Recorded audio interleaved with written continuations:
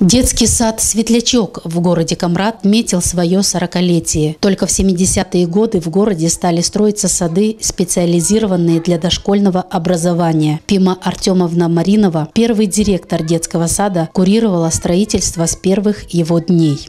Наш садик располагался там, где сейчас лицей имени Кайдаржи, и где, в общем, где-то из 8 комнат, из 8 домиков.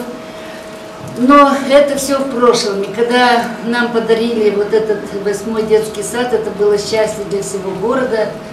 Мы очень были рады, но столько мы тут работали, что желали, чтобы наши дети быстрее вошли в эти светлые, красивые помещения. В первые годы руководителю приходилось сталкиваться со многими организационными вопросами. Практически все приходилось начинать заново. Сад не был укомплектован ни техническими средствами, ни педагогическим составом. Когда детский сад построили, у нас было 72 человека работающих.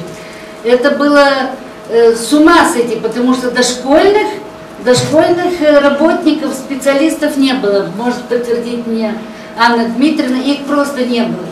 Мне пришлось ходить, и я видела, что из нянечек может получиться очень хороший. Я видела, как относятся к детям.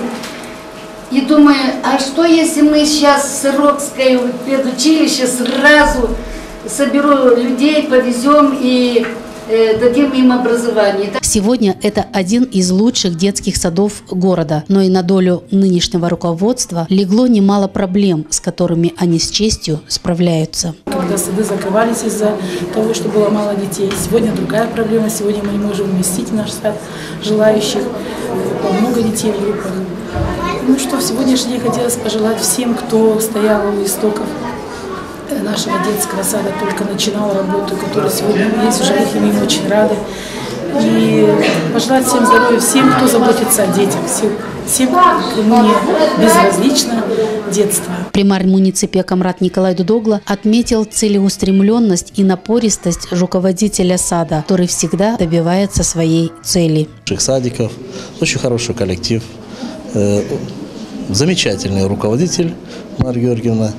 Благодаря Марии Георгиевне я скажу, что огромная большая работа, и работа, которую я оцениваю и по связям с Примарией, потому что у нас обычно, если руководители чего-то хотят, и они хотят это добиться, они добиваются.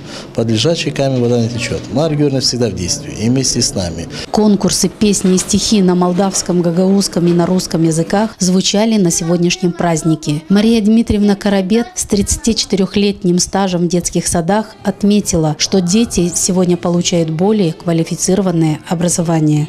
Корни отличаются. Детские сады, какими были раньше, и какие они сейчас. Я считаю, что и люди другие, и требования совсем другие сейчас. Вот. Новые методики у нас.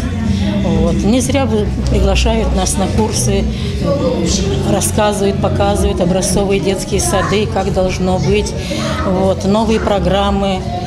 Я считаю, вот это все и повлияло на то, что детские сады поменялись, и воспитание детей, и обучение совсем по-другому сейчас ведется. Сегодня в детском саду трудится сплоченный и дружный коллектив, способный дать нашим маленьким гражданам первые навыки воспитания и образования. Развитие наших детей – это развитие будущего нашего государства.